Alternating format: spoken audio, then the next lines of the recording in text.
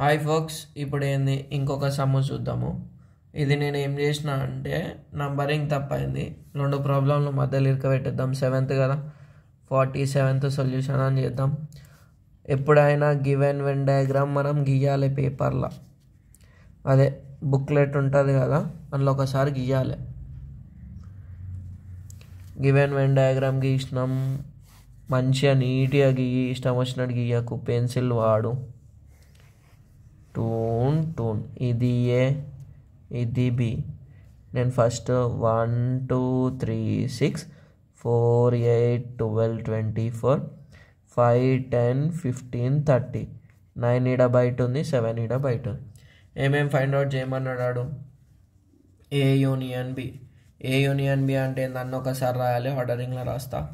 1 2 3 4 ఉంది, 5 ఉందా? ఉంది. 6 ఉందా? ఉంది. 7 ఉందా? లేదు, ఇది బయట ఉంది.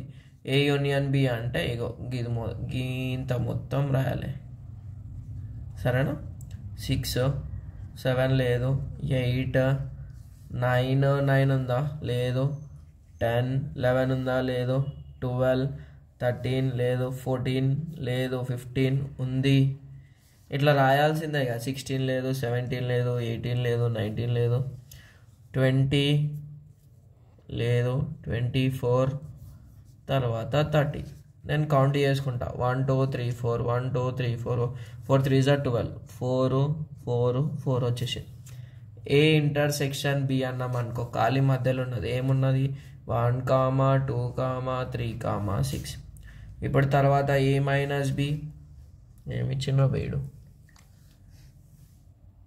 ఏ minus B, A minus B అంటే ఓన్లీ ఈ పార్ట్, ఓన్లీ ఏదే రాయాలి.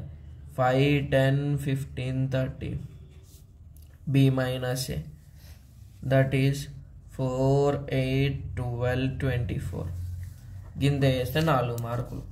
సింపుల్గా ఏ యూనియన్ బి అంటే మొత్తం రాయాలి, ఏ ఇంటర్సెక్షన్ బి అంటే మధ్యలోది రాయాలి, ఉట్టి ఏ అంటే ఉట్టి ఏ ఇది, ఉట్టి బి ఇది. రాసినాక అయిపోయింది. ఒకసారి రాసుకో. Thanks for watching. Bye bye.